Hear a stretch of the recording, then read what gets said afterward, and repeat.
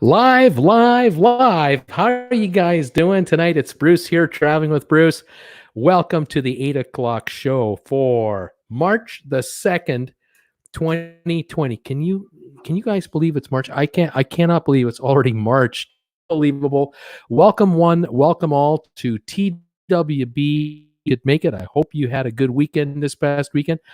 I've had a great weekend. I'm down here in Arizona hanging out with my buddy.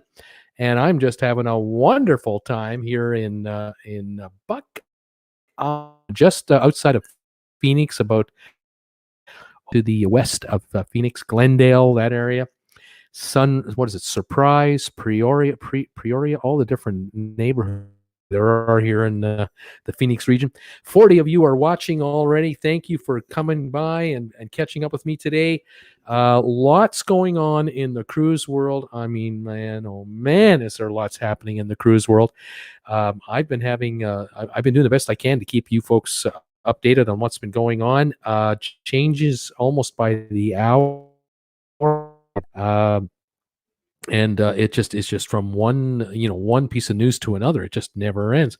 Just double checking to make sure my show is live on my devices, and it looks like we are. 64 of you are here. Thanks for piling into the show. I've got a bunch of things to talk to you about. I got those that want to play some trivia today.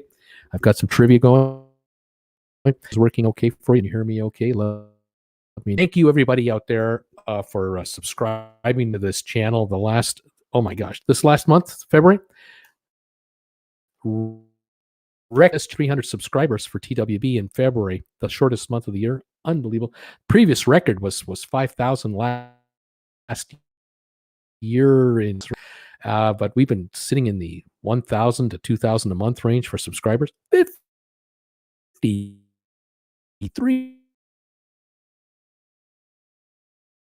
First time, 0.6 million minutes of watch time for TWB. For watching my videos, and on this live show, thank you those of you who are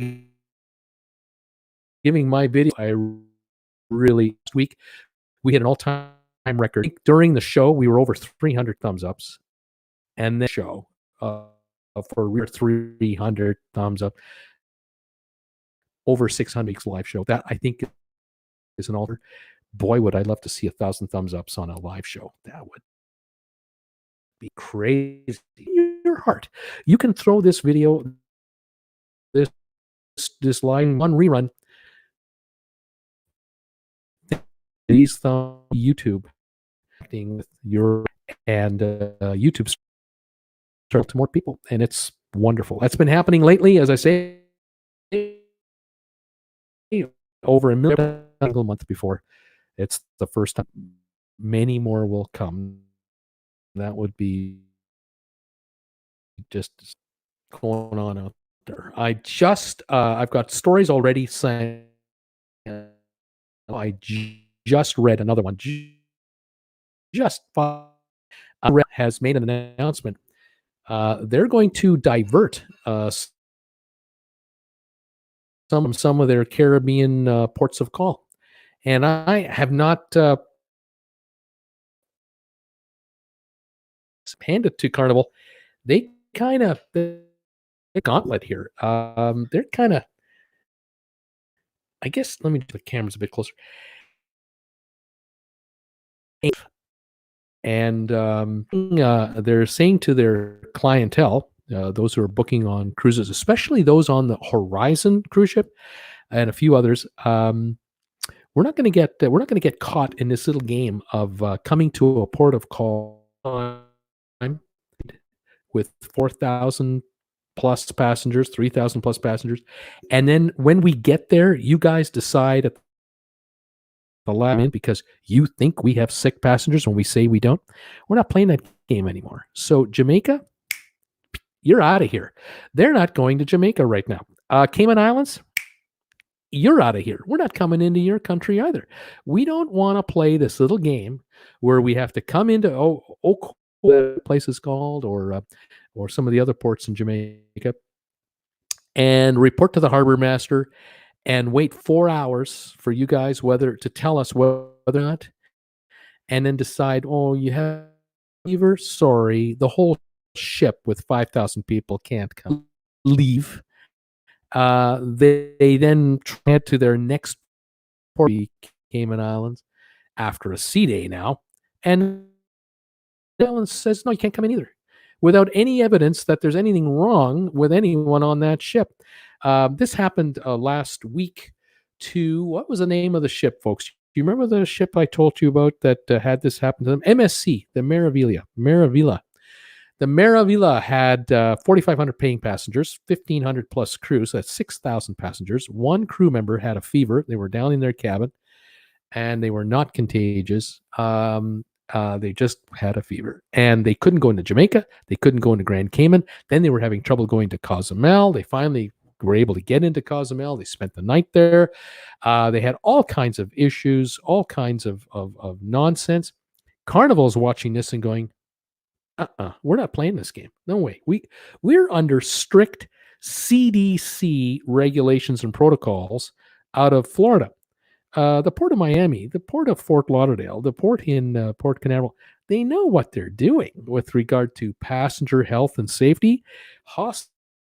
Southern Florida can handle all kinds of exotic cases of disease and issues. This is ridiculous. When we set sail, we have a healthy contingent of passengers and crew. So when we come into a port that we have contracted with years ago to have docking rights, we kind of expect the other side to be there as well. Because frankly, the Jamaicans have hospitals. The Caymanians have an excellent healthcare system. I mean, world-class, excellent. To have this scaremongering going on, to divert a ship away at the flip of a hand, it's not going to cut it. So Carnival is sending a message to the countries. You want our business? Stand up for the business. Don't be playing this game of politics locally, or worrying about what your local leaders are saying, or your scaremongers on talk radio. We're not interested in playing this game. We're just not going to bother. We'll go elsewhere. And so I guess other countries and other ports have become the beneficiaries of cruise ships not going to Jamaica and Grand Cayman right now. Now, that's too bad, because the Cayman Islands is a great place to visit. I used to live there. I ought to know. It's a great place to visit. But people are saying to, the cruise lines are saying to the Caymans, if you guys are just going to, deny us permission to enter Georgetown because Jamaica denied us, and Jamaica took 4 hours to make up their minds because we have somebody here with a fever, we're just not interested in coming to your country, because you're obviously not interested in our business. And I kind of support Carnival on this one. I think that's a smart move, and I think time for cruise lines to stand up, because how many cruise ships in Asia have we been reading about in the last month now? I've been reporting on the Holland America Westerdam. They didn't have any coronavirus cases on board that ship, and yet 5 countries wouldn't let them come in, until finally Cambodia let them come in. Then somebody apparently tested positive, but then it turned out to be a negative test. Didn't have it. There were other cruise ships throughout Asia running into the same nonsense. And I'm just doing a video now that'll be uploaded an hour after I go off the air tonight. You'll get a chance to get a peek at it, hopefully. Talking about the Sun Princess, P&O ship Sun Princess, going to Reunion Island.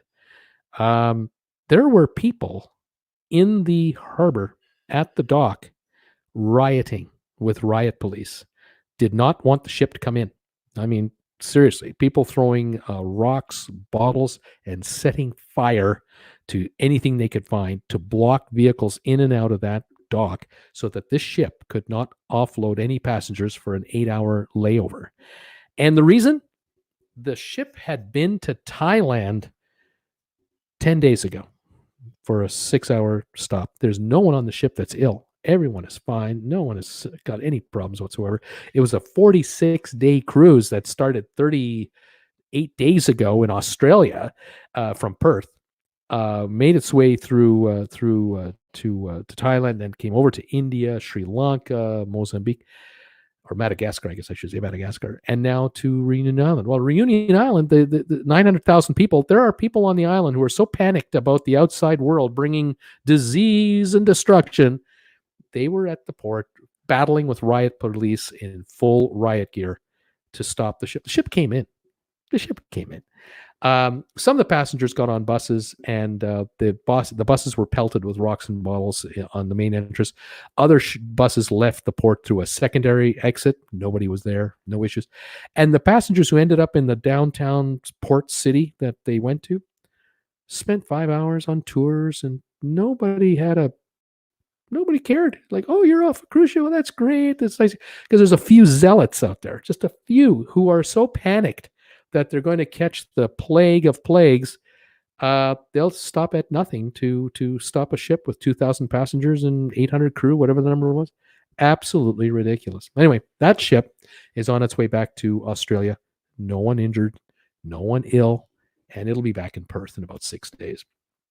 That's one of the stories I want to tell you about today. Anyway, second story I want to talk about was Virgin Voyages. Virgin Voyages produced. They got their first ship built, the Scarlet Lady, and the Scarlet Lady arrived in Dover, in England, about a week or so ago ish, and they invited the Virgin Voyages people. They invited the British media to come on over. They probably had a bunch of European media people come over as well, and a whole bunch of influencers, social media influencers, YouTubers and Instagrammers and Facebookers and all these folks. Come on over and spend a night on the ship, on the house. Enjoy everything we have to offer, and let the world know what you think of our new ship. Smart move. A lot of free advertising for only one night accommodation. The ship didn't even leave port. Fantastic. Well, if you know who Emma is, Emma from Emma Cruising, who's a friend of our channel, she was on the ship and she did a report on the video on the ship. She wasn't too impressed with it. She liked a lot of things, but didn't like a number of other things. And she felt that the ship wouldn't be right for her. And she's 25 years old. So that demographic, that's interesting from her end of it. But she's been on, I think, 25 cruises already. And she's been on some of the oldest cruise ships out there from childhood. She has fond memories of cruising through her entire lifetime. So she wasn't too impressed with this. In any event, the ship did its thing in Dover, and not everybody, by the way, didn't like the ship. A lot of people loved the ship. After Dover, it went to Liverpool, and they had a bunch of media there and a lot of promos and tours and so on. And then the ship set sail from Liverpool, scheduled to arrive in New York City. Supposed to be there for 2 days. 2 days of world media attention. The number one media center in the world, New York City. They announced yesterday, we're not going to New York. They're already in the Atlantic. We're heading right straight to Miami. We're not even coming into New York, because they figured out, and I think the problem was that they were probably getting media people already asking advance requests for information. There's only one thing the media in New York wants to talk about with regard to any cruise ship. Any cruise ship. Not how big is the ship, how long is your cruise ship, how many people can it hold. No. About Scarlet Lady, your new style of cruising. Now, they want to know one thing. Is anyone sick? Has anyone been ill? What are you going to do if this happens? What if that nasty virus shows up? That's all they want to talk about. And Virgin just didn't want to promote the virus anymore, because they haven't had a paying passenger on the ship yet. It's a brand new ship just going to Miami. And so they diverted the ship right away from New York, and they're going straight to Miami, because in Miami, the media there know that a huge number of people that live in Southern Florida work for the cruise lines. And cruise lines are given a much more leeway for what they're about, as opposed to media that isn't necessarily following cruise lines on a full-time basis, and it just wants to get a fancy, scary headline out there. And I guess Virgin has decided, we're not going to play this game. We're not going to give the New York media a chance to just jump all over us as a promoter of a disease or anything like that. We'll go to Miami, and we'll have friends get on the ship. We'll do an extra day or two of tours for travel agents and what have you, and we'll get a lot of positive press there, because it's a unique ship that's completely different than anything else that's out there. It's almost an all-inclusive type cruise line. No children allowed. They're looking at the millennial crowd. They're really after 35 to 55-year-olds, I'd say, for the most part. And that's what they want to promote. So interesting news there. The other piece of news today, though, and this is serious. This one is really serious. No one's really talking about this, but I'm going to talk about it. In the last 3 days, you may have started noticing reports coming out of Seattle, out of Washington State, Portland, even cases of the dreaded virus, deaths attributed to the virus. I believe a high number of people are infected. There have been a number of casualties, and the health officials in Washington State, and in particular Kirkland, Washington, suburb of Seattle, I believe, they are very worried. There is a senior center that apparently has a high number of its full-time guests who have caught the virus. And they think that this has been circulating for weeks, not days, weeks. And unfortunately, no one knew until a few days ago that there could be this virus circulating in the hallways of this facility. Healthcare workers putting in their 8 and 10-hour shifts for weeks have been going to work, going home to their families, going to work, going shopping, visiting their friends and relatives. Going about their lives. We're talking about the possibility that thousands of people in that region may have been exposed to this virus unknowingly. And they are scrambling in Seattle to try to figure it out. And they're trying to narrow the field and get people to self-quarantine, and on it goes. It's just an absolute possible. It's a possible nightmare. Now, what has this got to do with cruising? Bruce, you talk about cruise ships. I'll tell you. What it has to do with cruising is we may have an issue with respect to the Alaska cruising season out of Seattle. That's what I'm trying to get at here. I fear that if this is out of hand, that the harbor people, the Port of Seattle harbor master, they may shut down the harbor to passenger traffic. They'll start with their ferries that they have running in and out. The airport could get shut down. The city could get shut down. Remember, a month ago or so, maybe 5 weeks now, I've lost track of time as to how long this has been, because it's been a non-stop poop show. But remember, the Diamond Princess cruise ship entered Yokohama in Japan after a 2-week cruise. And they suspected they had a couple of cases of people who had, the virus. And one individual got off the ship in Hong Kong and had confirmed, it was confirmed he had the virus. Within a week of that happening, the entire Asia cruise market was shut down. Within a week. So that 21 ships operating in Asia were out of business. And a number of ships scattered out, just bugged right out of that region. Royal Caribbean took the Spectrum of the Seas and the Quantum of the Seas, and they've taken, I think, the Millennium of the Seas. 2 of those ships right out of there, one to Australia, one to the USA, and they're giving away cruises for free to first responders, because they can't sell any cruises on a moment's notice of a ship that just arrived from Asia. There are ships, probably a dozen, that are literally docked, that are not moving, and most of the crew have probably been sent home, and they have a skeleton crew just maintaining the ship mechanically.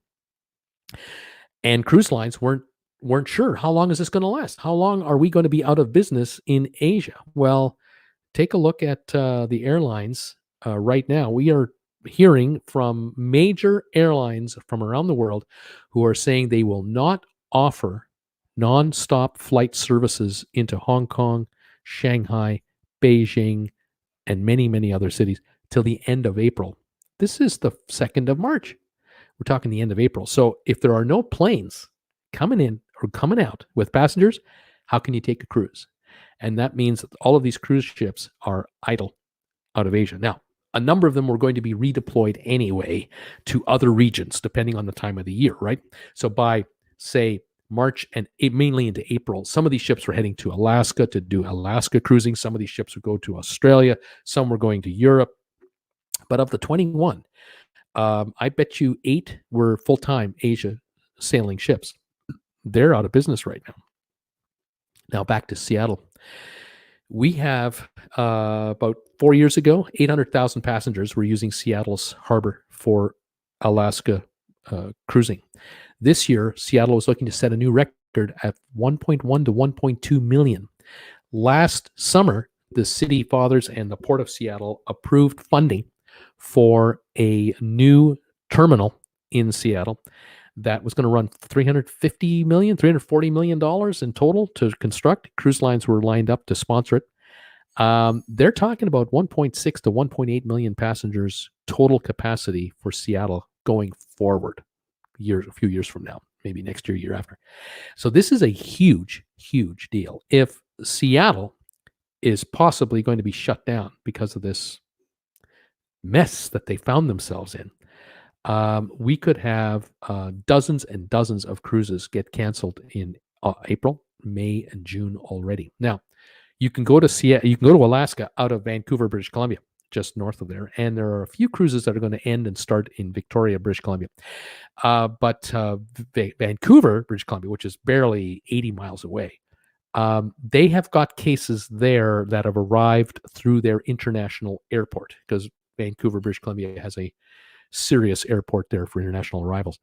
But they haven't had absolute outbreaks of the virus in Vancouver. So theoretically, Vancouver could take up a little slack, but I don't think so, because I think Vancouver's harbor is maxed out, virtually maxed out now, with its own cruises that start from that port.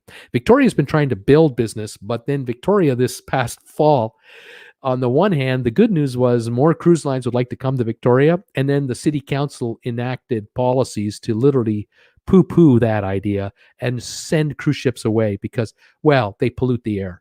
Rather than Victoria City Council getting off their fat behinds and instituting a ship-to-shore power system so the cruise ships could shut their engines off when they come into port for 8 or 10 hours a day, they're talking about, we won't just get rid of the cruise ships and we won't have them smoking up the air here. So stupid. It's so stupid. Anyway, that is what I have going on. Portland can't take up the slack because Portland has outbreaks going on. So the Northwest, there could be issues. Now, I've been talking about the possibility of Europe having major disruptions. And in the last week and a half, we have all heard about Italy. The numbers of ill from Italy are staggering. It's the second highest number of fatalities for a country other than China, I believe. I think they're number 2. It's tragic, and it is still not contained. So we may not have cruises this summer in the Mediterranean. We might have an issue with cruises sailing in and out of Seattle for Alaska. Asia is already shut down as far as we know. So this is not going away. You may notice, though, on your local news or on the national news that you follow, it's not getting as much press now. The cruise ship side of the story is not getting as much because the Diamond Princess ship has been totally disembarked now. Crew and everyone is off that ship. That ship will be moved to be disinfected and cleaned out, and it'll be out of commission for a couple months before it's even considered to be put back into business. But the media, the world media, was fixated on the Diamond Princess because folks were waving off the balcony and they were putting up they were painting stuff on their T-shirts, "Help me," or whatever they were saying. "I want to go home," and all that stuff. And once the Americans were evacuated off of the Diamond Princess, that story lost all of its sex appeal for the American media. Then the Aussies left, and the Europeans started to leave, the Brits, and so on. Now, there are still people in Japan, as we know, in hospital. And I'm hoping that most of them will recover, especially David and Sally Abel. If anyone who's watching Dave and Sally Abel, watching me, let them know that I'm thinking of them and hoping for the best. And hopefully they'll be able to go home in the not too distant future. Anyway, that is the latest news from Cruise News. This is not stopping, and it is still, still becoming an issue. There will be no vaccine for at least a year or longer because usually they take years to develop. So I'm not sure what's going to happen there. If any of you are watching my thumbs up meter, let me know how many thumbs ups I'm getting. The 245 of you watching right now, if you could give this show a thumbs up, you are doing me a huge favor. You're telling YouTube to tell others to come on in here and watch TWB. I would very much appreciate it. By the way, thank you all of you out there who are following me now on my Facebook group page. Traveling with Bruce Facebook group page had 1,100 followers about a month ago. We're now at 1,600. Unbelievable. And my wife, Jennifer, my Jennifer Aniston lookalike wife, no one has ever seen her on camera. She doesn't want to appear on camera. You just have to take my word for it. She looks just like Jennifer Aniston. She's handling our Instagram page. And the Instagram has gone from 120 followers to 310. So welcome all of you coming to TWB, Traveling with Bruce, to Facebook and Instagram. Love that you're coming on board. All right. Thanks again for all your support out there of my channel. Really appreciate it. All right. If anybody knows how many thumbs ups we have, let me know. I'd love to hit over 300 on this show. And hopefully on the rerun, we'll get 300 more. Work our way to maybe 1,000. That would be something. If you have any questions about cruising, fire away. Let me know. You're going on a cruise, or you're wondering what to do. This is a place to talk about it. Love to do that. Also, folks are following me on Facebook Live right now. I'm broadcasting simultaneously on Facebook. Hi to all of you out there. If you're saying hi to me, I can't tell you. I don't know who you are unless you identify yourselves, because it'll just say on my little screen, Facebook user says hi. So let me know. Tell me how you're doing. Okay. I hope you're doing very well out there. Jason Gibbons, what is going on? Jason is talking about how he once had a porter take $20 from him and walk off. Take $1 bills when traveling so you can tip. Absolutely, Jason. They don't give change. They have hundreds of $1 bills in their pockets. They don't give change. So if you want to tip the porter for taking your bags, bring ones. Absolutely. Terry Woods says, Bruce, you've got 96. You have 96. Terry Woods says you have 101 thumbs ups. Thank you, folks, for 100 already. That is absolutely wonderful. I appreciate that. What about river cruises? Harold wants to know. Yes. What about river cruises? There have been cases of the virus in Austria, Switzerland, I believe France now. It could well be that river cruises also might get shut down. I heard someone told me the other day, I can't verify it yet. Maybe one of you can verify it for me, but is it true or is it not true that the Louvre in France was shut down? Is that true? I can't verify. What about the Colosseum in Rome? Is it still up and running? I know the numbers in Venice are way off. Venetians were complaining last summer about all the cruise ships and all those crazy tourists. Well, they're not getting them today. Venice, I hear, has quite roomy if you're in St. Mark's Square, although it is only March the 2nd. It's still early. We'll see what summer is really going to be like this year. We'll find out. Okay.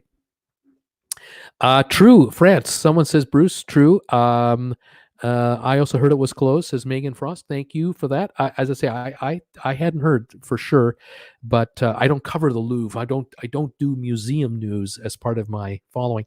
I cover cruise ships, and I do the best I can. Chris Barnett is saying, I love your videos. Thank you, Chris, for joining me. I can't say hi to all of you. I see all of you saying hi to me and popping in with comments. Donna, Tokyo Disneyland is closed. The Louvre is closed. Thank you so much for that. Yes, it's true. Employees strike over fears. Curtis, ventilation would regret it. Brian Wigley, good evening, Bruce. Been back 1 week from sailing on the allure of the seas, and fingers crossed, I still feel great. Jeans are a little on the tight side, though. Yeah, that's nothing to do with that virus. Nothing to do with that. The jean, that's another problem. Is Grand Cayman closed? No, it's not. Grand Cayman is not closed, but Carnival has announced that due to the uncertainty of Cayman's moods, whether they're going to let a ship in or not, they're not going for a while. They're diverting cruise ships away from Grand Cayman and Jamaica because they're sick and tired of the uncertainty of trying to sell a cruise to somebody, telling them we're going to do this, and this, and then at the last minute they get declined because Cayman thinks that you have ill passengers on your ship when you tell them you don't. So Carnival is kind of sending a message to some of the other islands out there. We book the access to your ports years in advance. We pay fees to you for as many passengers that we have on the ship. We pay a head fee for every passenger to use your port. That covers your security, that covers your logistics, blah, blah, blah. And then, of course, we do tours. We have people buy T-shirts, buy beer, buy whatever. But if you guys are going to be inconsistent with how you rule whether or not a ship can come into port or not, because you think we're sicker than we say we are, or you're worried that maybe we have an issue here, we're not going to play that game. We're under CDC strict rules out of the USA. If we can adhere and satisfy the folks in the United States, Miami, Fort Lauderdale, Port Canaveral, Tampa, it should be good enough for you. And so they've diverted ships to other countries for now, rather than Jamaica and Cayman Islands. So Caymans aren't closed, but they might be partially boycotted by Carnival at this point. We'll have to see what happens with other cruise lines. I know for a fact MSC Cruise Lines really upset. They are not happy at all, and I think there's a lot of talk going on here as to what we're going to do about it. Okay. Let's see here. What about Mexico? They have cases. Tarek is saying, I'm sure Mexico does. But again, the question is, are the cases because of a known traveler having been to a known place, or did someone get infected by someone that had been to somewhere else? If you can track the actual source of the virus, health officials calm down quite a bit. It's when you cannot track where and how did this person get infected, how and where did that person get infected. When you can't track it, then they get worried, and that is what's happening in Seattle. It's happening in Washington State, and this is creating all kinds of issues. Same in Italy. It's beginning to happen there. They've been desperately trying to figure out the person zero, the so-called first person, and they're having a tough time with that. Grand Cayman and Jamaica messed themselves up when they did what they did with MSC. The cruise lines could kill all the tourism there. I tell you, you're right. The recon, thank you, buddy. You're absolutely correct. It's exactly what can happen. Even Iceland even has a case. The virus is going to affect just about every country, says Donna. Jason, I have a Carnival cruise to Cayman in 20 days. I haven't received a notice yet of port charges changes. Keep an eye on your email. We'll see what happens, sir. As I say, this is within an hour. I've heard this news. 111 thumbs ups. Thank you for 111 thumbs up so far. Keep them coming, folks. Hopefully we can get to that 200, 300 mark before the show is done. I really appreciate thumbs ups for these live shows. Steph K, demand for flying is down, so you think airlines reduce prices or just fly with less passengers? Well, we'll see. They're going to try to keep a stiff upper lip, I think. Has Rome been shut down? Not that I know of, Lynn. I don't think yet, but we're keeping an eye on it. We'll see what's going on. Have you seen the news, by the way, from Norwegian? I think it was yesterday they announced Norwegian has decided to increase the cost of the daily gratuity fee that you get charged for your room. I believe they went from $15 a day to $15.50. It went up 50 cents. Also in the Haven, up 50 cents a day. And I thought, wow, this is good timing. Not. You're going to increase the tip charges, mandatory tipping charge to passengers in their room thing right in the middle of this crisis. Are you kidding me? April 1, they want to institute the new charge. They're saying that if you booked a cruise already and you prepay the tipping right now, you can lock in the old number. Well, 50 cents a day for a 7-day cruise is $350 a passenger. It's not like $1,000, but you multiply $3.50 times 3,000 passengers per cruise. Yeah, that's a lot of money, isn't it? It starts to add up. I find it just ridiculous that there is even this charge in the first place. I really believe that cruise lines would be so much smarter, and it would be so much easier, and for their PR, it would be so much better. Just get together in a room, have a little coffee together, and agree to just include these charges in the fare. Everybody. And do one more thing, cruise lines. Agree to have travel insurance kicked in to the fare as well. And that includes those medical expenses, evac insurance, cancellation insurance. Because if you're a cruise line and you negotiate with, say, Alliance Insurance for your fleet of 20 cruise ships that are each doing, say, 45 cruises a year. Some do 7-day cruises, some do 5, some do 10s, 2 weeks. You're talking about what, 9,000 cruises, something like that. You're doing a bunch of cruises, okay? 20 times 45, 9,000. 900 cruises, 3,000 passengers per cruise. I'm doing the math in my head. We're talking millions of passengers, 2.7 million. If you're negotiating a deal to buy 2.7 million insurance policies for your cruise line as a volume deal, you can imagine what kind of price the cruise line can negotiate for themselves on this deal. It would be $5 a passenger, $10 a passenger. How much do you pay? You let me know. Tell me right now. The last time you took a cruise for 1 week and you bought cruise ship insurance, even from the cruise line or your travel agent, how much did you pay for your travel and medical insurance for 1 week each person? What did it run you?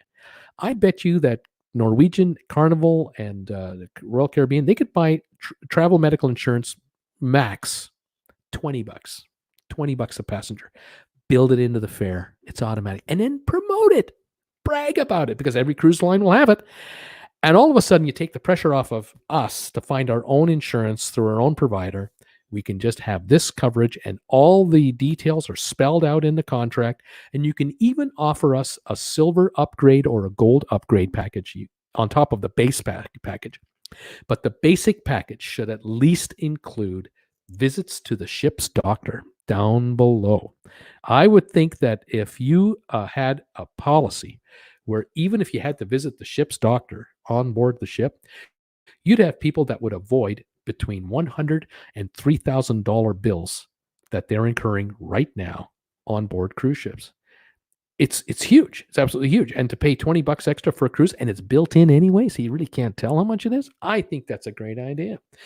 Travel interruption insurance. The engine room has a problem and we're stuck in, Cozumel for 3 extra days, or we're going to fly you all home from here.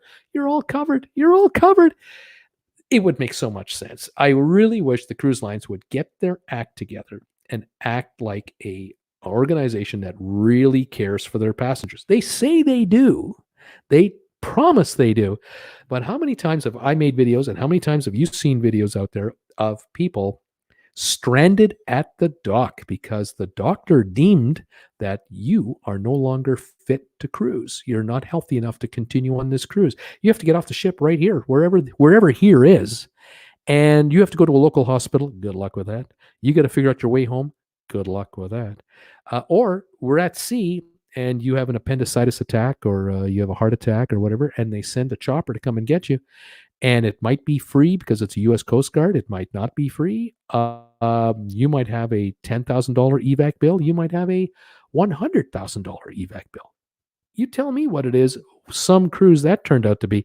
If you had insurance that built all this in, talk about peace of mind traveling for not only the people on board the ship, but for your family back home, especially if it's your mom and dad that are in their 70s and they're on a ship and you're wondering, gee, I sure hope dad doesn't slip and fall and twist his ankle.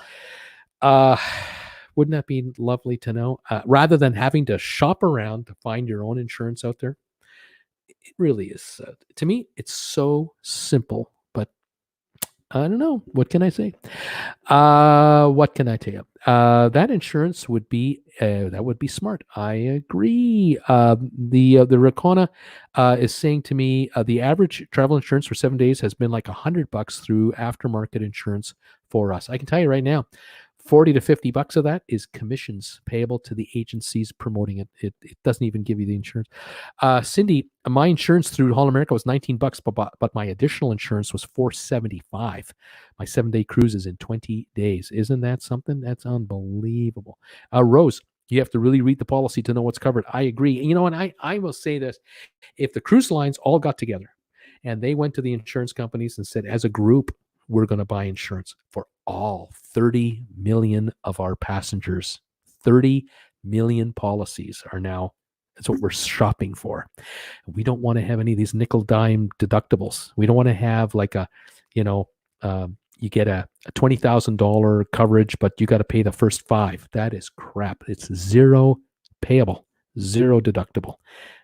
They can all brag about that to the passengers all at the same time globally. So if any smart ass media person tries to give a cruise line a rough ride about, I hear people on cruise ships get sick all the time, they can turn around and go, you know what? With every fare we sell, all the cruise lines, we all have zero deductible healthcare on board these ships. Evac insurance, coverage on board, coverage in the hospital, wherever the hospital is, and evac from there. That would be such a plus for the cruise lines to brag about. You try and get that through every resort around the world. It can't be done. There are how many hundreds of thousands of individual resort properties. They can't do it, but the cruise lines could do it because there's what, a couple of dozen of them, if that. There's really 5 or 6 major cruise lines that cover 90+% of the business. That to me would be a smart PR move that I think would pay dividends and give people a lot of peace of mind. Anyway, that's just me. The recon says gratuity and travel insurance for 7 days, $325. They could bundle that at $200, build it in, and we wouldn't even complain. I agree. Put the tips in there, put the insurance in there. It's actually cheaper. Unfortunately, a lot of big companies just care about money and not what the people actually are getting. Serafina, agree with you there. But, I think cruise lines are losing so much PR, millions, billions of positive PR by allowing nickel and diming to take place. And Bryson, 14-day cruise to Mediterranean was $1,300. We're in our 70s, and that doesn't include cancel for any reason. Wow. David Wicks, sad to say, but cruising is being kicked to the sidelines. The only salvation will be an effective vaccine. I mean effective. The airlines have the same problem. They do. They really do. It's just being underestimated right now. Len Prince, if all cruise lines tried to negotiate insurance for all their passengers, they would definitely get crazy good deal. You got it. Len, you know it. You absolutely know it. James, hey, Bruce, how's Australia looking next month for Princess Cruises? I don't know, my friend. I don't know. If more cases of this Mexican beer virus, I refer to it as the Mexican beer virus, keep showing up, we could have even more issues. But so far, so good. Even the Caribbean, for the most part, is still okay. But things can change, and I'm following this development by the, as you know, by the day, the hour. You have to forgive me, folks. I keep looking at my microphone. There's a little label here that tells me at the front of the microphone. I have to talk into the front of the microphone. If I talk in here or if I talk in there, you won't hear me. So that's why I keep an eye on this thing. Anyway, yeah, so far so good in the Caribbean and Australia, but that can all change. Things are happening so quickly. Hawaii and South Pacific in a month. South Pacific has banned all cruise ships coming out of Asia. So as long as you're not starting in Asia and heading to the South Pacific, you should be all right. If you're heading from LA to the South Pacific and Asia and Hawaii and back, you should be fine. But not Asia. Okay. Let's see. Did anyone hear that 2 passengers got robbed in Grand Turk today on Carnival Conquest? Have not heard that. I would be sorry to hear that. That would be not good. Rose Henderson, peace of mind would be the insurance. You are absolutely correct. Let's see here. People are talking to each other and talking about insurance being a darn good idea. I could not agree more, folks. It's absolutely the way to go. How many thumbs ups have we got? Does anyone tell me? Are we over 150 yet? Are we near 200 thumbs ups? I would sure love to get over 200 today. I hope you're getting enough information that makes it worth your while to throw this show a thumbs up today. We're going to start trivia in a few moments. I hope you're ready for it. If you've never been here before, for trivia, here's what I do. I have today 3 questions, multiple answers for each one. I'll ask the first question, and all you do is just type in what answer you think is the correct answer. We got 137 thumbs ups, 139. Thank you, everybody. Keep them coming, guys. Just pound that button. You send me one correct answer at a time, and I just go through them. And if you need help, if you start stalling out, I'll start giving you hints. They cover all kinds of topics, and there's no Googling and no cheating. That's on your honor. And we have a lot of fun with trivia. It's always a good time. All right, there we go. Let's see here. Chris Barnett saying Andrew Cuomo just announced a directive in New York requiring insurance to waive cost sharing for testing and treatment in ER and doctor offices. Very interesting. Jason Kimmins, always buy travel insurance when cruising. Terry Woods, 150, Bruce. We got 150 thumbs ups, folks. You lighten my mood every day. I love you guys. Thank you so much for this. I really appreciate it. Sebastian is saying I'm tracking a big store coming my way. So you're the green thingy, and there's this red thingy, and that's coming to you, and you're the green thing. It's not looking good. Hang in there, buddy. Hunker down. Brian Wrigley, 157 thumbs ups. By the way, what movie is that from? I think we're the green thingy, and there's this red thingy coming at us. What movie is that line from? It's not an exact quote, but does anybody know? I love that movie. That was so much fun. Lynn, we have a cruise on the 18th of March. It's from Dubai to Rome. Will it still be on? At this point, it's on. It's only in 16 days. So far, I hear it's on. Unless the cruise line says no, you're good to go. So yeah, get over there, enjoy it, and chances are good you'll have a good time.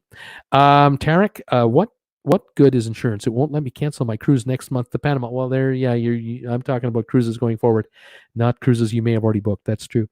Rose is saying it is a great show, Bruce. Thank you, Rose. You are so kind to me. Charlie, Bruce, heard anything about Royal Caribbean, Dubai to Rome? I think it's on. I don't think it's not on. 159 subs, thumbs up, Susan says. Thank you, Susan. A. Susan, give me thumbs up as well. Curtis says 159, Bruce. Rose, you have to have a covered reason to Tarek, is what Rose is saying to Tarek. Arlene Smith, excuse me, not about actual cruise, but any thoughts about purchasing cruise line stocks at this time? Oh, good question. The cruise line shares have taken a beating, no question about it. I think Royal Caribbean stock was once at 136, was hanging in that 130 range for quite some time. Year high this past January. The stock now has been in the 80s ish. If you're prepared to hold it for, if you're prepared to buy it, and you're prepared to wait up to 2 years, even if it only goes up next week, but it could take you 2 years, buy it. I would buy Royal Caribbean, I would buy Norwegian, and I would buy Carnival, all three if you can afford it. Get at least 100 of each share of each of the company's shares if you can afford it. Because when you go on a cruise, you get a shareholder benefit credit every time you take a cruise. You take a 7-day cruise on any of the Norwegian lines ships, any of the Carnival brands, any of the Royal Caribbean brands. So for example, Royal Caribbean, we're talking Celebrity, Azamara, so on. With Carnival, we're talking Royal Caribbean, we're talking Holland America, Carnival, Cunard, Princess, P&O, Costa. You take any of those ships for a 1-week cruise, you get $100 cabin credit every time you take a cruise. So if you take 2 cruises a year and they're just 1 week long each, one on Royal Caribbean, one on Carnival, you get $100 credit for each one. That's like $1 a share. It's like $1 a share handed to you as a credit. You can spend it any way you want on a cruise ship. You take a 15-day or longer cruise, those credits can reach $250 per 15-day cruise or more, or 14-day cruise or more. Each line has its own rules. There are folks out there who've had stock in their portfolio for years. They've taken a dozen cruises.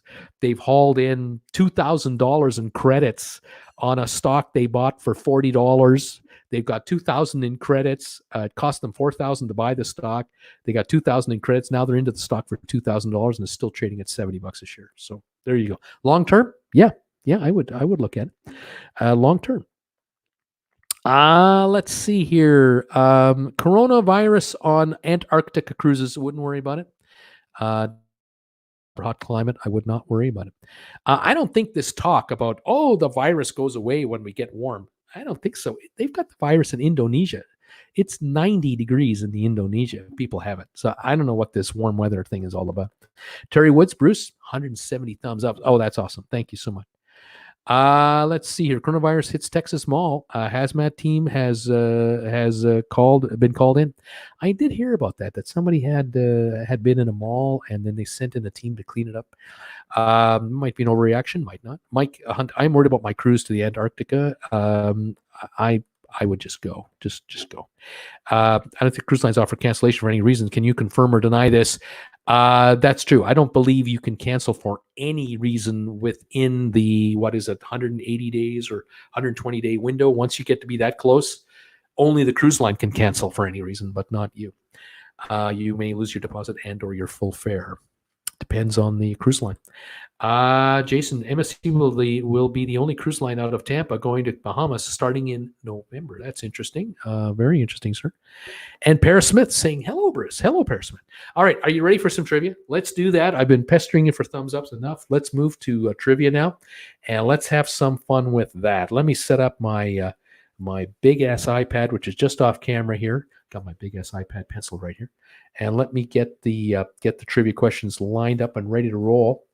And let's see how well you do on these today. Like I said, just give me one guess at a time, not multiple answers, just one answer at a time. And let's see how you do on these. Alrighty, here's your first one. And this one I always get I don't know why I get a little chuckle on these. It's just me, just my crazy way. And let's see what you think of this one. Let me find my banner, and I'll pop the question up right on top here for you on the banner right now. Here's your first question. Most postal carrier attacks by dogs. What cities in the United States do postal workers have the most attacks against them when they try to deliver your mail? Okay, what are the 20 worst cities for dog attacks against postal workers? I don't know why I'm laughing. I've just got a quirky little sense of humor there. Brian Wigley, he's saying, Bruce, we're talking Detroit, buddy. We're talking Detroit, Michigan here. Let me tell you where Detroit comes in. It is here. It is. This is as of 2015, by the way. It comes in 15th place. I'm looking for the top 20 cities of problems for postal workers with respect to dogs. Latrice Harris, what about the Big Apple, Bruce? New York City. Big city, a lot of people, but you know what?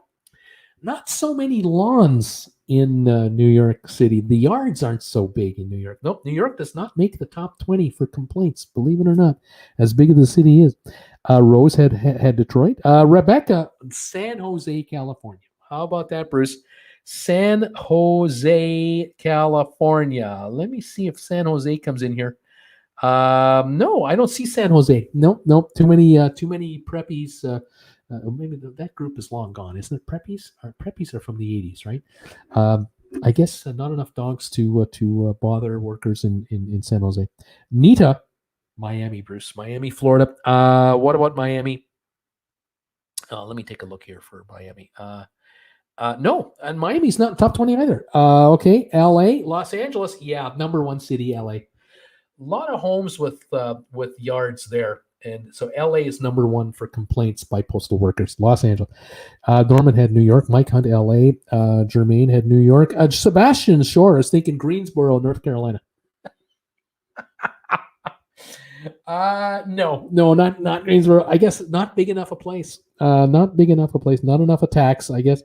Let's move down the list here. Our dog kisses our mail carrier. I don't think they report results on dogs kissing mail carriers. I think they only report on the bad ones. Okay, fair enough.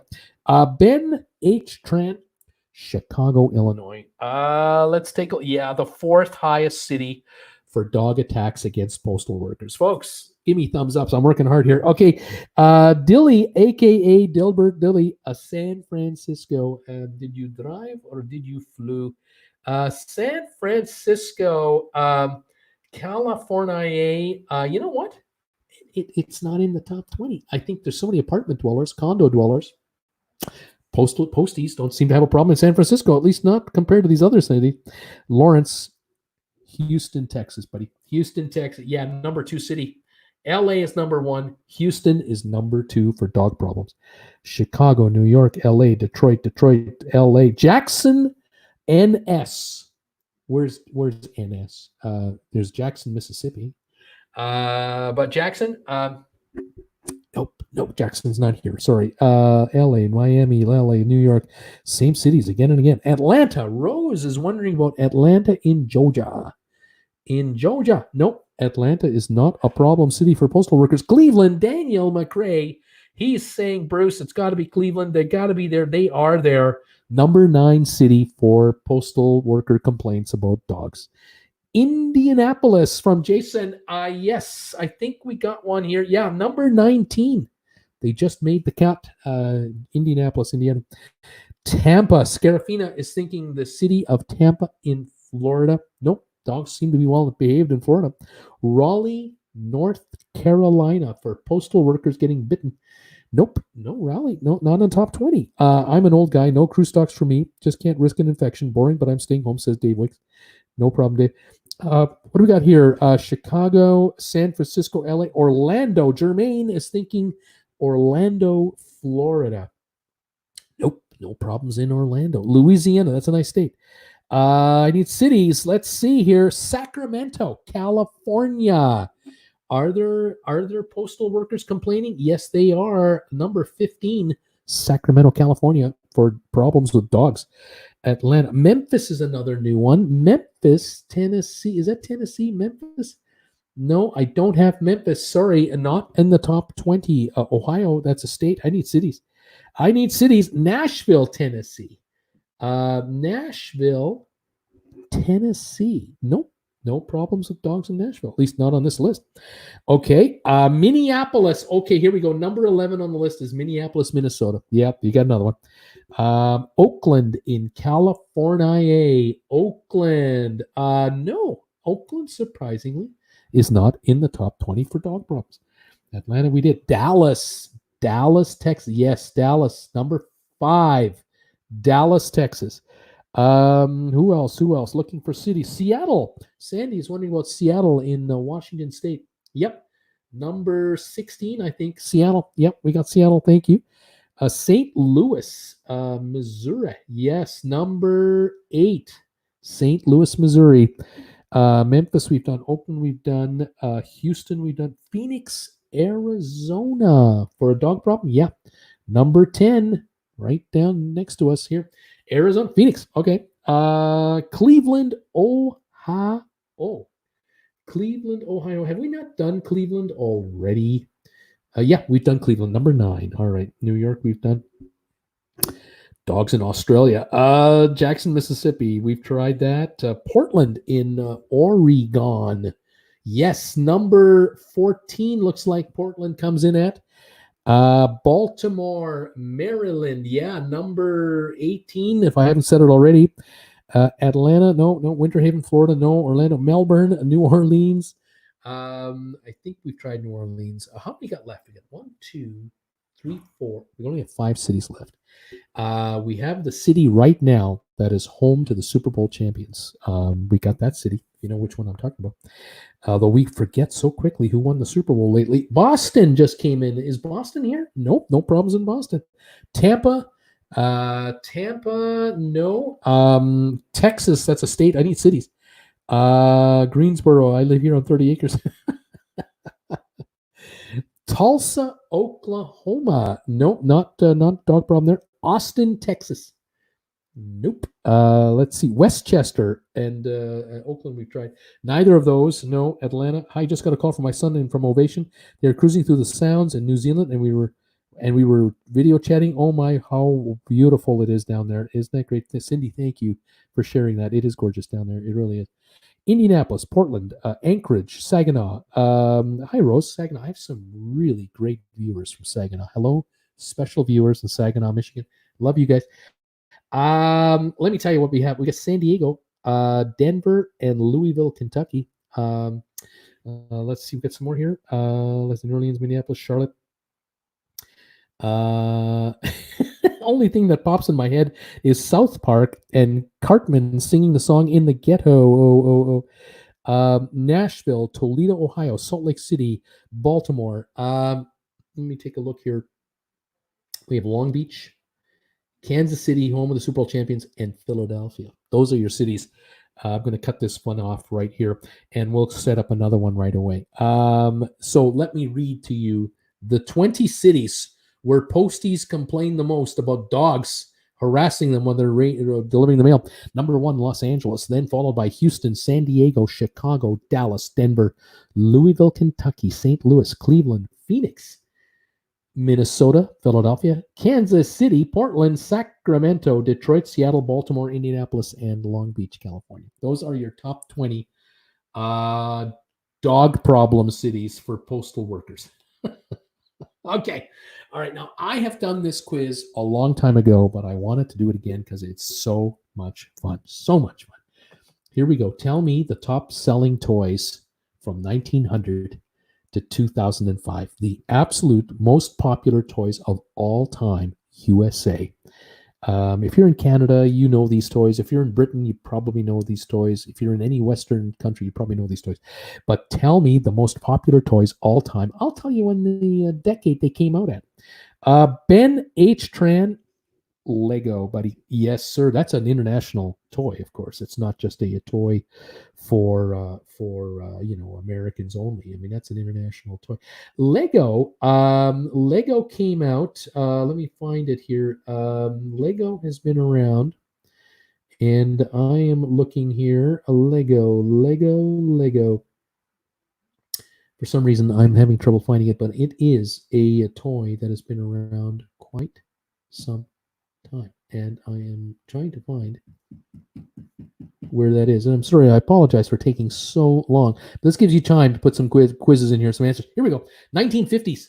Lego was invented in the 1950s. How about that? I even forgot to set up my pencil. So, pardon me, folks. I'm a little off today. Here we go. There we go. Okay, we've got Lego from the did I say it? Yeah, 1950s. Big seller.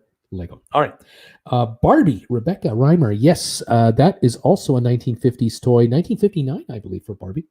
Lego Barbie. Monopoly, Cindy Bridges. Monopoly, Bruce. Yes, Monopoly definitely is another one. Monopoly was brought out as a game in the 1930s. Monopoly's been around since the 1930s, kids. We still play it, don't we? Nerf football. Nerf balls started in the 1970s. Absolutely correct. Barbie, Slinky. Remember the Slinky? 1940s for the Slinky. 1940s. Play-Doh. When did they invent Play-Doh? 1950s, the first of the golden decades for toys. All those baby boomers that were being born because of the war. Play-Doh. Kathy Chatty. Yes, the Kathy Chatty doll, I believe it would be. Kathy Chatty. Let me take a look for Kathy Chatty. That sounds very familiar. Just looking to see where I can find where it is listed. Kathy Chatty. I'm pretty sure it's here somewhere. I'll find it. And when I find it, I will yell it out. Tickle Me Elmo. Tickle Me Elmo. 1990s for Tickle Me Elmo. How about that? Barbie, we have Nintendo. Nintendo, probably in the 2000s, and we're probably just a bit too early on this quiz. I only go up to 2005. Alrighty. Kirby. Jermaine is saying the game called Kirby, Bruce. Something called Kirby. I don't know if there's anything called Kirby. I'm still looking for Chatty Cathy, too. I'll keep an eye out for Kirby. Lego. We have Cabbage Patch Dolls or Cabbage Patch Kids. 1980s Cabbage Patch. Top seller. Yo-Yo. Emily, absolutely. The yo-yo was invented in the 1920s. 100 years ago. This is 2020 now. Unbelievable. Simon Says. You remember that game, Simon Says? That was a kind of electronic type game. I don't see it as a top seller, but I had one. I do remember getting one of those. And I was in my 20s or 30s when someone gave me that game. Lincoln Logs. 1910s. First 10 years of the decade. Lincoln Logs. Star Wars toys. Star Wars anything, right? 1970s, we have Star Wars action figures. So we'll just give you that right there in the 70s when the movie came out. Hot Wheels. How many kids out there had Hot Wheels? I had Hot Wheels. Yeah. Hot Wheels. 1960s, top seller. I received my Hot Wheels set from my mom and dad in about 1966, 67. I would have been 11 or 12. And those were pretty cool. Atari video games. I will agree that those are top sellers, but they don't show here on this. I don't think they show here on this chart. If I see it, I'll let you know. Erector set. You remember the Erector set? 1910. That is 110 years ago. They came out. Hot Wheels without Lego, Cabbage Patch, the can. I don't know what that is. PlayStation. That's newbie. Furby. Furby. 1990s. The Furbies came out. Barbie, Lincoln Long, Etch a Sketch. You remember the Etch a Sketch game? 1960s. I think 62, 63, 64 is when I sort of remember seeing it. Etch a Sketch. Tonka. The Tonka toys. When did they bring out Tonka? The Tonka truck, 1940s. Tonka trucks. G.I. Joe. G.I. Joe. Let's see. When did they bring 1960s? G.I. Joe action figures. You remember those? Red Flyer Wagon. You remember that? The Red Flyer Wagon. Oh, were you cool if you had one of those? I don't think as a toy, they classified it as a toy, but I remember those Red Flyer wagons. Stretch Armstrong. Stretch Armstrong. I don't see it popping up here. I'll keep an eye open for it. Pokemon. Pokemon. When did they come out with Pokemon? Does anyone know? I'm looking here. I'm looking sort of 70s and beyond. I'm not finding it. Not finding it in the 90s or the 2000s. We might be a bit early on that one. Beanie Babies. Beanie Babies. 1990s for the Beanie Babies. Mr. Potato Head. Mr. Potato Head started in, hang on here. Mr. Potato Head, the 1950s. 1950s for Mr. Potato Head. Hot Wheels we have. Lincoln Logs we've done. Cabbage Patch we did. Tinker Toys. Tinker Toys. Yes, 1910s. Here we go. 1910s. Erector set. Tinker Toys. Lincoln Logs. Still one more from 1910. I have toys from the 1900s still to come. Hot Wheels. Transformers. The Transformers. I think that came out more in the 2000s. Rubik's Cube, 1970s. The Rubik's Cube, absolutely. Etch a Sketch. We have Stretch Armstrong. I can't find it. Light Bright. Light Bright. Remember the Light Bright games? The Light Bright. Not finding it anywhere here as a top seller, but I remember that. Barbie, Rubik's Cube, Electric Trains. Yes, the Lionel Electric Trains. Let's see here. Where are we at? Is there anywhere here where I can find it? I don't see it. Oh, I found Light Bright, by the way. 1960s. I apologize for not seeing it earlier. But I'm not seeing Lionel Electric. Oh, here it is. I'm sorry. Here it is. 1900s. 120 years ago, Lionel Electric Trains started to come out. Can you imagine how unreliable electricity was in those days? Oh, my gosh. You couldn't sell that today with the rules, I think. Beanie Babies, we've done that. BB guns. BB guns, I'm not going to call them toys, although for some, they were the ultimate toy. Let's see here. Who else we got? Erector sets. Meccano, the Meccano set. The Meccano sets. You remember those? Meccano sets. Is there any way I see? I don't see anything listed here yet. I might have missed it. Continuing on, Lionel Trace Cabbage Patch, Mrs. Beasley, something known as a Mrs. Beasley doll, or something. Anyone know what that one? Anyone remember that? I can't see it here. Moving on to G.I. Joe. We've got Tonka. We have Risk, the game of Risk. You remember that game, guys? The game of Risk. I'm not showing it popping up here. Meccano, Play-Doh we've done. Legos are old. Super Soaker. Yeah, I remember the Super Soaker. 1980s, they started with the Super Soaker.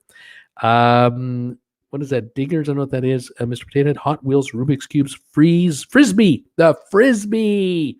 The Frisbee came out in the 1950s. I remember it when I was a teenager. Well, in the 70s, it was really popular.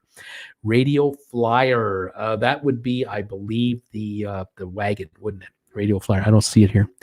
Let's see. Meccano. Tickle Me Elmo. Did we not do it? We've done Tickle Me. Tickle Me, Elmo. Etch-a-Sketch with an Army Men. That would be G.I. Joe's. Magic 8 Ball. The Magic 8 Ball came out in the 1940s. The Magic 8 Ball came out in the 1940s. Can you imagine? Yes, Slink Level had a couple of Slinkies, metal and plastic, says Emily. Absolutely. The hula hoop. Yeah, the 1950s saw the hula hoop and Frisbees come out, along with Play-Doh, Lego, Mr. Potato Head, and Barbie. What a decade that was. Barbie, Meccano. Everyone's going with Meccano. Let's see. Silly Putty, 1950s. Another one. I think it's Chatty Cathy. Yes, I think you're right. Chatty Cathy. I just don't see it here. I don't know why. Easy Bake Oven. The Easy Bake Oven, 1960s. I know my sister got one for Christmas in the 60s. Thumbella doll. The Thumbella doll. Thumbella. I'll keep an eye open on that. I just haven't seen that yet. Play-Doh, Meccano, Cludio. What is that? Super Soaker, Buzz Lightyear and Woody, Mr. Potato Head, Atari. I had a Chatty Cathy. I want to say it was in the late 60s. Matchbox cars. You remember Matchbox cars?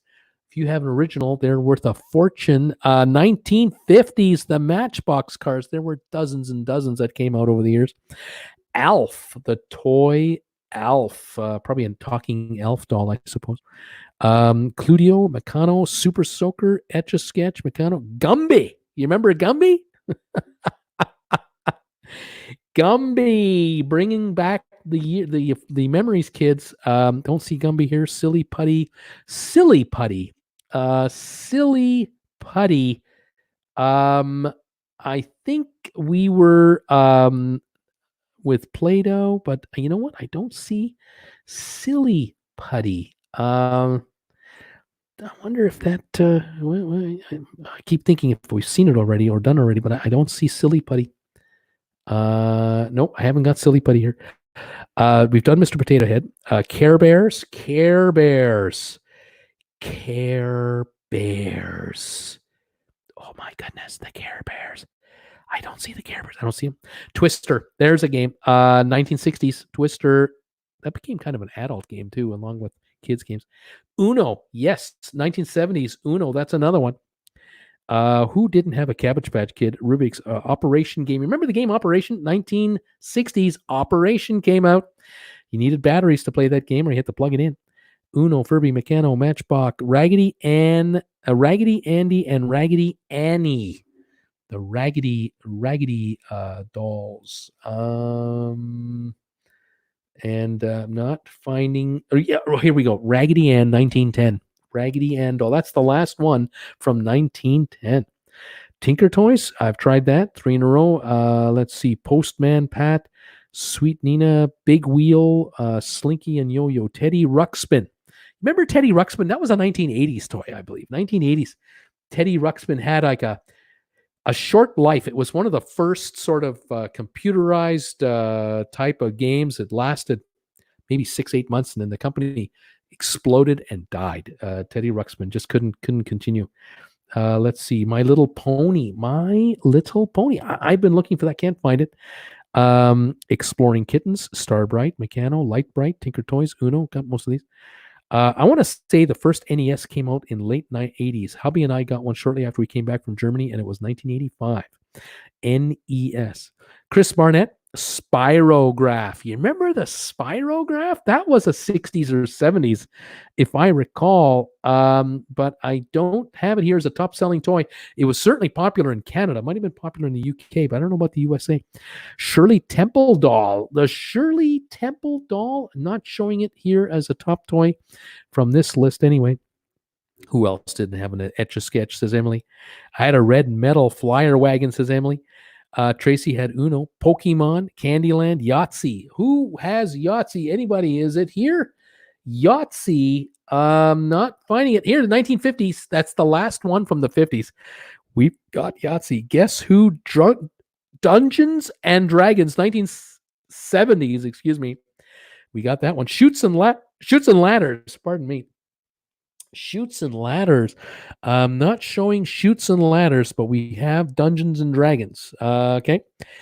Gumby, Hula Hoop, Meccano, Jax, Rock'em Sock'em Robots. You remember the Rock'em Sock'ems? Those are 60s or 70s, I thought. I don't show them here as top-notch sellers. Risk, Guess Who, Operation Game, Scrabble. Scrabble came out in the 1940s. That's another one. Jax, Rubik's Cube, Building Blocks, Light Bright, Meccano. What's a Rector set? 180 thumbs ups. Thank you, everybody, for these thumbs ups today. I really appreciate it. Big Track, Easy Bake Oven, 8-Ball, Hula Hoops. Sebastian says, I have so many of stuff from my time as of 2007 when I started to play, but a thing would have hard. I can't read that. I don't know what you're saying there. I can't get it. Create a sketch from Steamer. Forgot about Light Bright. Forgot about that. Viewmaster with slides. The Viewmaster. Remember that one? 1930s Viewmaster with 3D slides. 1930s. Scale Electric, Color Forms, Pogo Sticks. Oh, Pogo Sticks would have been a pretty cool thing. I've got a Rector set from 1910s. I got Crayola crayons from 1900s, by the way. Teddy bears from 1900s and Model T Ford die-cast car from 1900s. Those are some of the early toys. Love my Viewmaster, says Miss Callie. Cap guns. Norman, Silly Putty, made here in New Haven, Connecticut. Scale Electric, Twister, Gumby, and Pokey. What was a Rector set? Weebles. That's an interesting name. I have here another one. Madame Alexander collectible doll from the 1920s. Wow, that's from way back when, isn't it? Let's see. We got some more to go here. Only got a handful left, so we'll want to finish this off. The board game called Sorry. 1930s. Good job. The board game from the 1930s called Sorry. Betsy Wetsy doll, if anyone remembered that from the 1930s. Thumbelina, Pogo Stick, Rubik's Cube, Scale Electric, Exercise, Hula Hoop, Silly Putty. Mrs. Beasley was from a TV show, Family Affair, the Yo-Yo, Hula Hoop, Jax with little metal stars and rubber ball, Buckaroo, Go Fish, Weebles, Hungry Hippos, Battleship, Play-Doh. 1940s, we had Candyland, and we had the game called Clue. Do you remember the board game Clue? They made a movie about it. 1960s, The Game of Life and the Troll Doll. The Troll Doll was the forerunner of YouTube's nemesis viewers, the Trolls. That's just me putting in a comment. 1970s, Strawberry Shortcake. 1980s, Trivial Pursuit. Who hasn't got that? Koosh Ball, Teenage Mutant Ninja Turtles. 1990s, Mighty Morphin Power Rangers, LeMay's Learning Products, Tamagotchi, and Groovy Girls from the 1990s. From the 2000s, from 2000 to 2005, I have two, Razor Scooter and Jumbo Music Blocks. Those are the most popular toys over the last 120 years. Unbelievable. Thank you for a zillion more comments, but we're just going to skip to the last one. All right, we're going to go to the last one for the day. Alrighty, we have one more trivia for today, and then we are done. And I want to thank all of you for being here today. It was nice that you could join me and be here with us. Let's see if I can make this work. Okay, here we go. This is the last trivia for the day. Get ready. Here we go. You got to know some of these. Tell me Elton John's top 40 hits. 184 thumbs ups. Thank you, everybody. Let's get 16 more before we go away. Elton John, the top 40 hits from Elton John. Cheers from all of you caffeine-free. Caffeine-free Diet Coke. Love this stuff. Alrighty, here we go.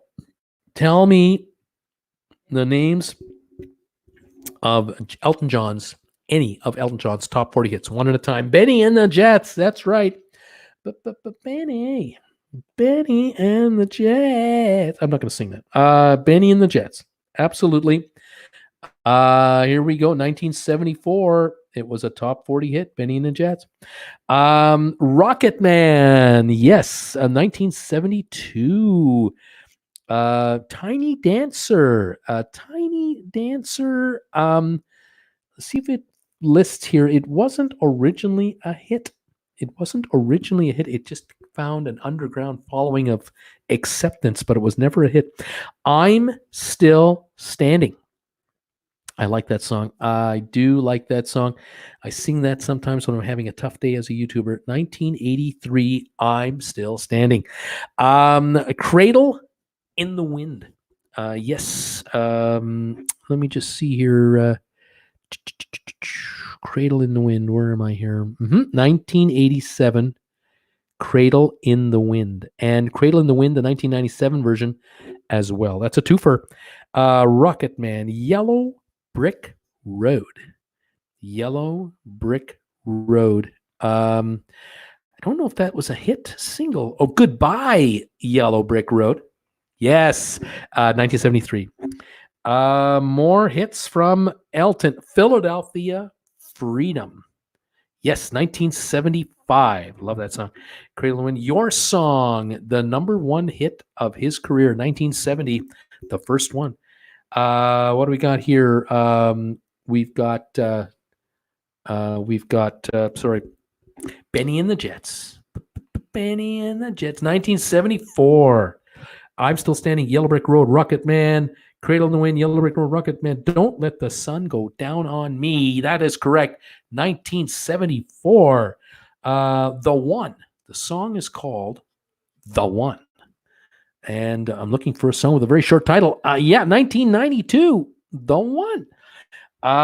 Goodbye, Yellow Brick Road, Rocket Man. Sorry, I never listened to his songs. Denise, it's okay. Circle of Life. 1994 from the movie Lion King, I believe. I'm Still Standing. Can You Feel the Love Tonight? Can you feel the love tonight? 1994. Crocodile Rock. I hate that song. I heard it too many times. It's kitschy, but I heard it too many times to not like it. 1972. Goodbye, Yellow Brick Road. Circle of Life. Done it. Captain Fantastic. Was there a song called Captain Fantastic? I don't think so. I think there was an album called that. Yellow Rose. Elton John song called Yellow Rose. Anybody know that one? I do not see it. Let's see. Philadelphia Freedom. Someone Saved My Life Tonight. Someone Saved My Life Tonight. 1975. Can You Feel the Love Tonight? Danielle, 1973. That's another one. Nikita, that's another one. Nikita, 1986. Let's keep them going. The Bitch is Back. Bill. Yes, Bill. The Bitch is Back. 1974. Absolutely. Sore Bottoms, no idea. Sorry there, Mike Hunt. I've Been Loving You. Oh my goodness. I've Been Loving You. Not finding that song. Goodbye English Rose for Ladies Freedom. That's correct. Not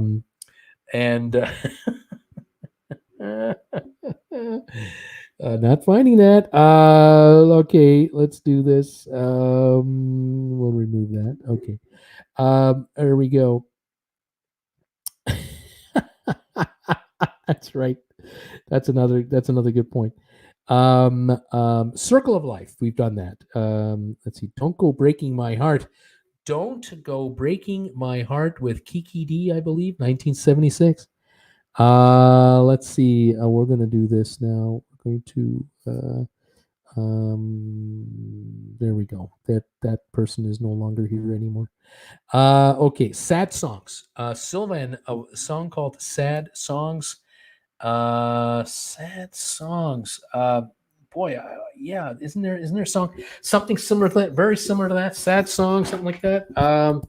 Let me just see here. I'm just gonna move my iPad over to here so I can get a little closer. Excuse me, folks.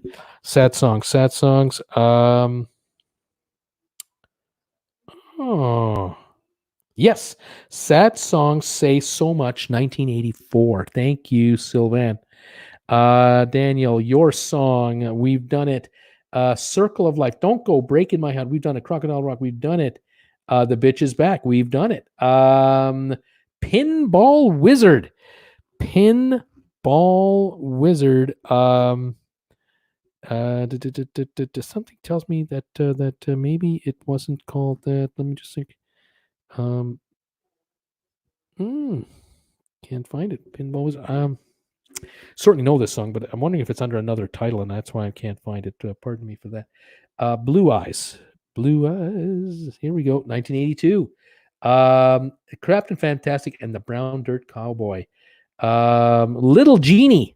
Little Genie, 1980. Another hit. Goodbye English Rose for Lady Diana. And I believe I can't find anything exactly like that, but I know what you mean. Lucy in the Sky with Diamonds in 1974. He did that song exactly. Love Me Again is another title coming in. See if we can find that one. There's a whole, I have 58 hits for Elton. I get 58. Can you believe that? Love Me Again. I can't see it. Let's move on here. Saturday Night is All Right for Fighting, 1973. What do we have here? That's true. That's true, Electric. That's true. Let's see here. Pinball Wizard. Pinball Wizard. And again, I was looking for that song. For some reason, I can't find it. I don't know why. Let's see. Don't Let the Sun Go Down on Me. I think we've done that. Yes. Leave On. 1971, his third ever hit.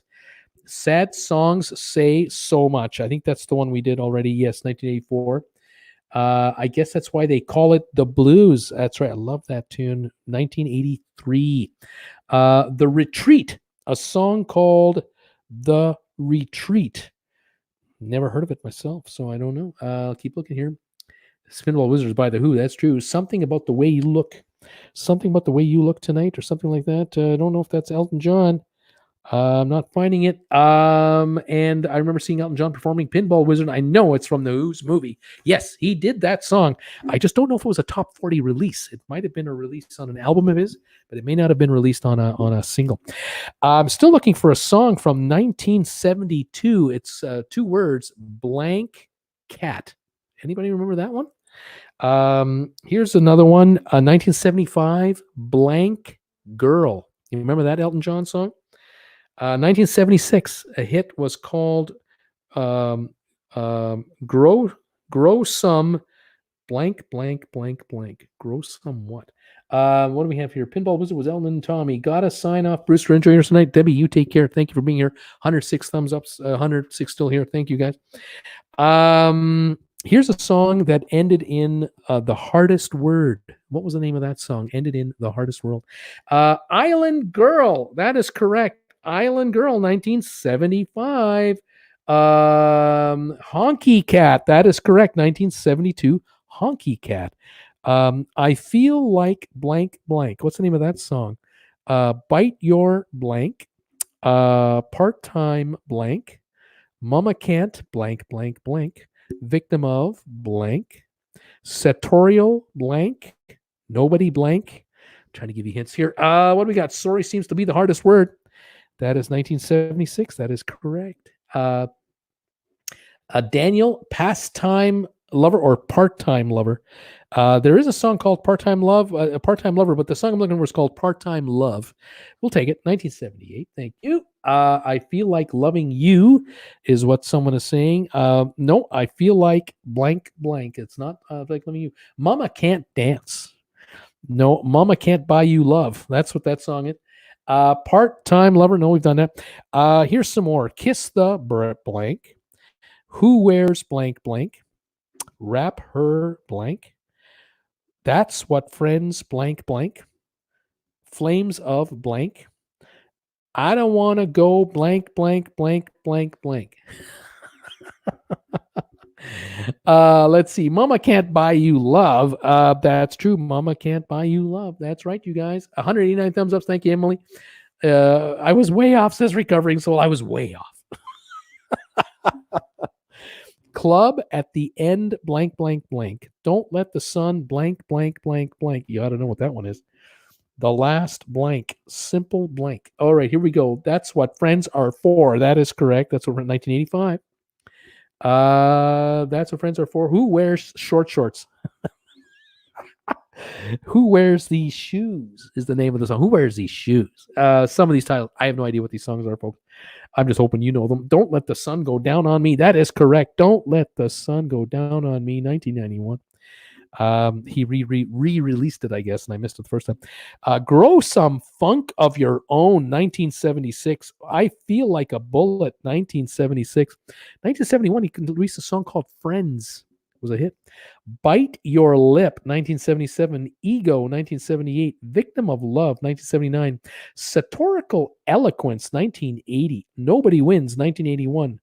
Chloe, 1981. Empty Garden, Hey Hey Johnny, 1982. Kiss the Bride, 1983. In Neon, 1984. Wrap Her Up, 1985. So we finished this one off real quick. Flames of Paradise in 87. I don't want to go on with you like that. 1988. A Word in Spanish, 1988. Through the Storm in 1989. Healing Hands in 89. Sacrifice in 89. Club at the End of the Street, 1990. The Last Song, 1992. Simple Life, 1993. Believe, 1995. Blessed, 1995. And Written in the Stars, 1999. That is the last of the top 40 hits I can find on this chart today. And that is the end of our trivia tonight. And I want to say thank you for tolerating my show today, sticking around as long as you have. I hope you enjoyed it. Hope you found it interesting. Thank you for the thumbs ups today, guys. Really appreciate any and all thumbs ups we ended up getting today and on the reruns. I want to wish you a great week. Keep an eye on my channel. I'll be releasing a video in the next hour, so keep an eye open for that.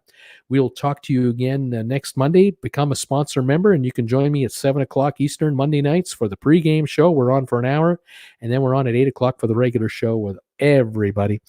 Thank you for all your support and everything else. Okay, guys, this is it. This is Bruce saying goodbye from Arizona. I'll see you next Monday back in Creston. Be warm. Stay safe. Stay healthy. We'll see you next time, everybody. Bye for now.